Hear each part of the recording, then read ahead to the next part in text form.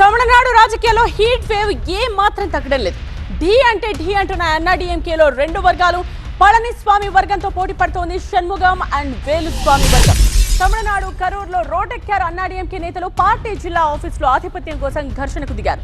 Rebel ఎమ్మెల్యేలపై చర్యలు తీసుకుంటూ 26 జిల్లాల పార్టీ అధ్యక్షులను పళనిస్వామి తొలగించారు.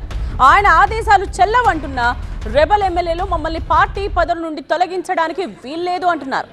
ఆ క్రమంలో అన్ని జిల్లాల్లో పార్టీ ఆఫీసులను తమ ఆధీనంలోకి తెచ్చుకునేందుకు పళనిస్వామి వర్గం ప్రయత్నాలు ప్రారంభించింది. కొత్తగా ఎంపికైన జిల్లా అధ్యక్షులు పార్టీ ఆఫీసుకు వెళ్లే ప్రయత్నం చేయడంతో మరో వర్గం అడ్డుకుంటోంది. కరూర్లో ఇరు వర్గాలు ఘర్షణకు దిగడంతో పోలీసులు అడ్డుకున్నారు. ఇక చెన్నై సహా రాష్ట్ర వ్యాప్తంగా అన్నాడీఎంకే ఆఫీసుల దగ్గర పోలీసులు భారీగా మోహరించారు.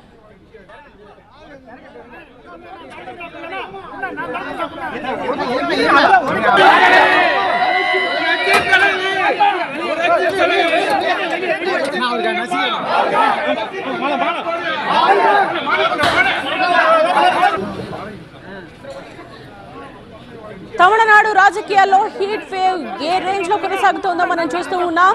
అన్నాడీఎంకేలో రెండు వర్గాలు ఎలా కొట్టుకుంటున్నాయో చూడొచ్చు. పళనిస్వామి వర్గంతో పోటీ పడుతోంది షణ్ముగం అండ్ వేలుస్వామి వర్గం.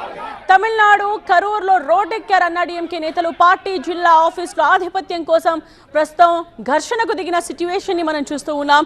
రెబల్ ఎమ్మెల్యేలపై చర్యలు తీసుకుంటూ 26 జిల్లాల పార్టీ అధ్యక్షులను పళనిస్వామి తొలగించారు. ఆయన ఆదేశాలు చెల్లవంటూ రెబల్ ఎమ్మెల్యేలు మమ్మల్ని పార్టీ పదవుల నుండి తొలగించడానికి అసలు వీల్లేదంటూ ఆందోళనకు దిగారు. ఈ క్రమంలోనే అన్ని జిల్లాల్లో ఇలా పార్టీ ఆఫీసుల దగ్గరికి వెళ్లారు. తమ ఆధీనంలోకి పార్టీ ఆఫీసులను తెచ్చుకునేందుకు ఇటు పళనిస్వామి వర్గం ప్రయత్నాలు కూడా ప్రారంభించింది. అయితే కొత్తగా ఎంపికైన జిల్లా అధ్యక్షులు పార్టీ ఆఫీసుకు వెళ్లే ప్రయత్నం చేయడంతో మరో వర్గం వారిని అడ్డుకుంటున్న తీరును మనం చూస్తూ ఉన్నాం. కరూర్లో ఇలా ఇరు వర్గాలు ఘర్షణకు దిగడంతో వెంటనే పోలీసులు ఎంట్రీ ఇచ్చారు, వాళ్ళని అడ్డుకున్నారు.